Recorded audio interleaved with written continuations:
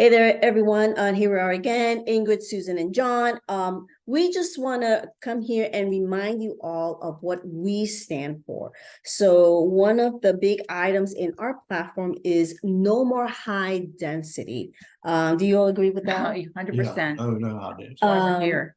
Just in case you haven't seen our previous video, or for those of you that don't know, in Sun Valley, there has been a project approved.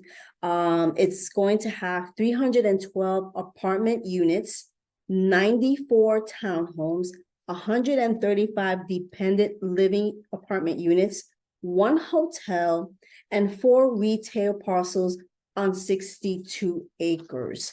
So that has already been approved.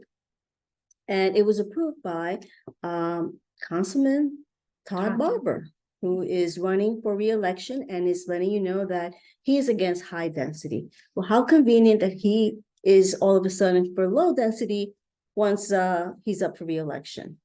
Moore Farm phases 3 and 4. Just to remind you again, we made a video on this, so I think as well. It contains 134 single family units, 186 townhomes, and that's phase 3 alone. In phase 4, they're going to give you 156 single family units.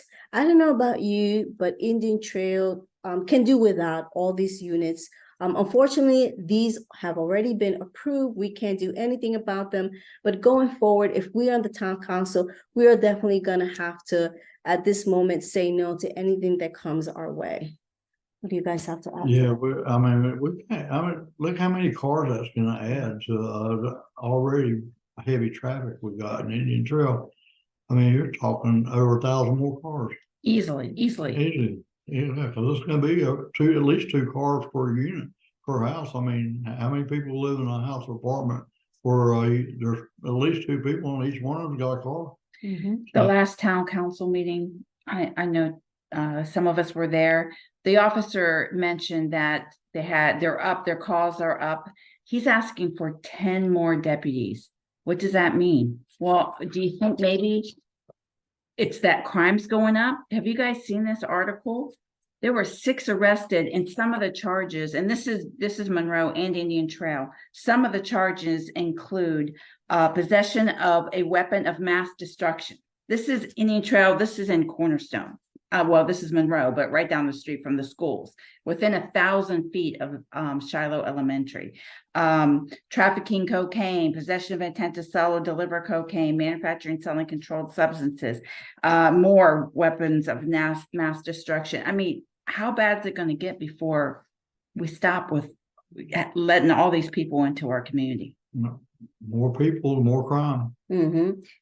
So that leads us to, we would try to find a way to fix infrastructure. It is, in my opinion, a multi-pronged solution. There's not going to be one solution that's going to be the magic wand or the magic recipe. There's going to be a combination of things. Obviously, one of them is to halt these approvals of projects. I like the idea of traffic circles. I think that will help in some hotspots, but we will also need to find help. Like, what were you saying? A traffic engineer. A traffic engineer? Yes, I think we get a consultant and get a traffic engineer in on it right away. The problem with this is they approved all these developments with no plan whatsoever on what to do with the traffic. Well, it's going to land on the next council for sure. We need to deal with it immediately. Something else that we would like to that's in our platform is referendums. John has a beautiful way of explaining what a referendum is. What is it, John? I would like for the people to be able to decide on any large project that Indian Trail is considering. Instead of the council making the decision, put it up for a vote and let the people decide if they want this or not. And that way it's not up to 5 people. It's up to the community. We should have been doing this a long time ago, in my opinion. I think it's way overdue. We want you to have a seat at the table. You vote for us, then it's, incumbent on all of us to make a decision in how, the direction the town goes. So we want you to be there along with us as well. You want to add to that?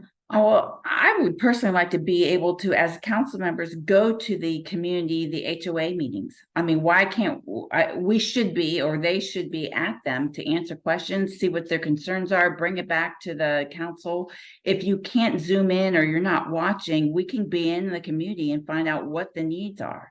Mhm. Yeah, because everybody can't come to the council meetings on Tuesday night, 6:30. People work, they have kids, they gotta get supper, kids gotta do homework. You ain't got time to do that. And Mhm. And with the traffic, you can barely get there. yeah, really. I mean, so, I mean, sometimes we as council members need to come to the community and actually knock on doors and find out what you think about it.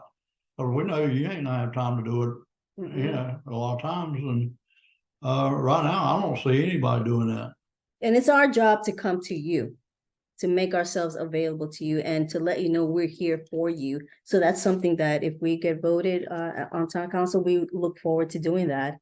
Another thing that we definitely would do is table motion, take projects that come before us that we really don't know much about. We would do is we would not vote on it. We would insist to table that and take a deeper dive with the help of the staff and you. We would go to you and say, what do you think about this? Instead of making a decision that we really don't know too much about on the spot. Anything else? That covers it, yeah. Don't make any snap decisions. I mean, just because something comes up for a vote right then, don't mean it has to be voted on right then.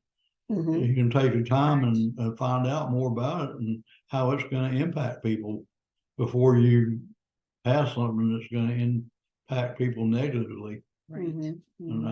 And I've seen that happen just a couple Time and weeks time ago. again. True. And so anyway, guys, so this was just something that we wanted to just reiterate because we have been making videos. Hopefully you've gotten the idea of where we stand, but we just kind of wanted to make that crystal clear to you. And so if there isn't anything, I guess we can Sign off. Please sign vote. off. Yeah. November 7th is the last day, 6:30 to 7:30. The polls will be open 6:30 a.m. to 7:30 p.m. Hopefully we will have the answer Tuesday night. We would appreciate representing you. Yeah. I hope we've earned your vote. Yeah, thank you. And early voting is still going on. You have until the 4th. After the 4th, you're gonna have to wait until, like Susan said, next Tuesday, the 7th. Well, once again, guys, thank you so much and have a great night. Take care. Bye. Have a great Bye-bye.